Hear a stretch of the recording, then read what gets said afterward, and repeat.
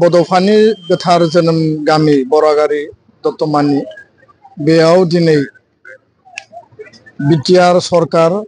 आरो रायजो राजानि मददाव दुलाराय बर' फरायसा आफादनि मददाव बड'फानि मुसुखा मोनसे समायना आरो मोनसे ओंथि गोनां मुसुखा बेयाव गायसननाय जादों आरो लोगोसेनो 2015 मायथाइयावनो दुलाराय बर' फरायसा आफादा बै समाव बे गामिखौ आदर्श गामि खालामनांगौनि थाखाय मोनसे चिल्ड्रेन लाइब्रेरि गायसननाय जादोंमोन बड'फा इउएन मेम'रियेल बड'फा इउएन ब्रह्म मेम'रियेल चिल्ड्रेन्स लाइब्रेरि बे मोननै हाबाफारिखौ दिनै बिटिआरनि चिफ प्रमद बर' बिथाङा बेखेवनानै होदों जिहेतु बेखौ मोनसे आदर्श गामि हिसाबै फोसावनाय जादों आरो बेखौ जोङो डेभेलप खालामनांगौ बे गामिनि बा साखाथि फाखाथि दतमा ओनसोलनि बे ओनसोलखौ बा गामिखौ सोलोंथाइ बिथिङाव रांखान्थि बिथिङाव समाज बेबस्थानि बिथिङाव साखोन सिखोननि बिथिङाव आरो जोंनि बे गामिनि नखरफ्रोमबोनि नखर जौगानाय नखर दानायनि बिथिङाव जों सम सम गोबां माखासे हाबाफारि लाबोदों रायजो राजाजों सावरायदों जायफोर गामिनि मुरब्बिफोरजों जों सावरायदों नाथाय मोनसे आदर्श गामियाव माखासे बेबायदि माने इनफ्रास्ट्राक्चार माखासे सेटआप नांगौ आरो दिनै बड'फानि जोनोम गामियाव बड'फानि मुसुखाखौ जोङो गायसननो हानाया बे मोनसे जोंनि गोग्गानाय आरो बे मोनसे माहारिबाद जातीयताबाद आरो संग्रामि जि सत्तानि जे आदर्शनि जे महान व्यक्ति बड'फाया दिनै बड'फानि जोनोम गामि बरागारि आरो थुलुंगाफुरि बे खाथियावनो थानाय बे थुलुंगाफुरिखौबो दिनै डेभेलप खालामनाय जाबाय बावैसो साननि गेजेरावनो बेखौ बेखेवनाय जागोन दिनै जोङो नायगिदिंबाय नाथाय बरागारिनिफ्राय दिनै बड'फाया भारतनि राजथावनि गोदान दिल्लीयाव कैलाश कल'नियाव थानाय बे 835 मिटार लामाखौ बड'फानि मुङाव मुं होनाय जाबाय जों गुगोलाव बुनानै नायोब्ला बड'फा इउएन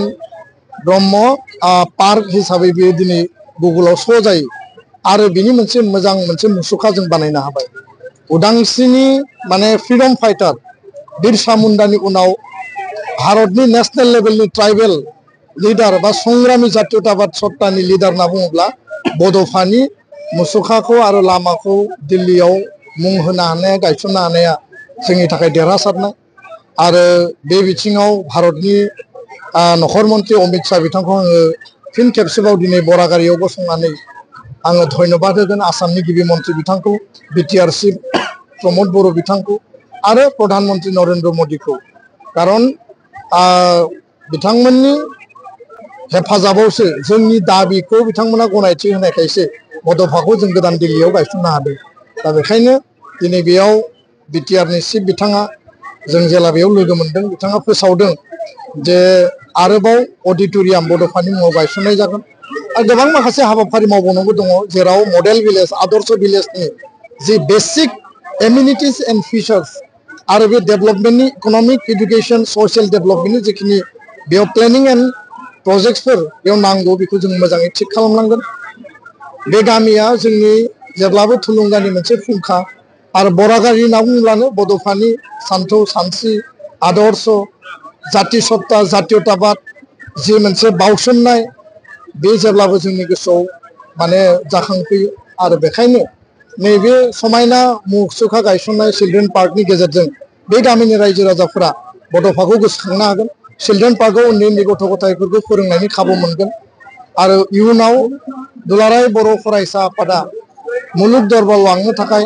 सा सानजानि मोनफ्रोमबो रायजोआव बड'फाखौ मुसुखा गायसननायनि गेजेरजों लानानै थांनो थाखाय जों जेब्लाबो हाबा मावगोन आरो दिनैनि समा जाबाय मोनसे जारिमिनारि सम आरो बड'फाया गोदान बर' हारि दानायनि बा गेरेमसा बर' हारि दानायनि सासे माने आर्किटेक्ट आरो सासे आइकन आरो बेबायदि केरिसमेटिक लिडारखौ बर' हारियाव जोङो मोननो हानानै बर' हारिया दिनै बड'फाखौ लानानै अरायबो गोथां हारि हिसाबै जोङो थांना थानायनि थाखाय जेब्लायबो जोङो साहस मोनगोन आरो बड'फाखौ गोसोखाङोब्लानो जातीयताबाद खौसेथिनि बाथ्राया जोंनि गोसोआव जेब्लाबो गोसोखांफैयो आं बेखिनि बाथ्राखौनो बुंबाय फैबाय थानाय समाव हारिया खौसेयै जोङो ज' ज'यै माहारिबाद आरो जोंनि राजनैतिक संबिधानिक आरो जातीय अस्तित्वखौ लानानै जोङो हाबा मावलांनांगोन। गोजोन्थों।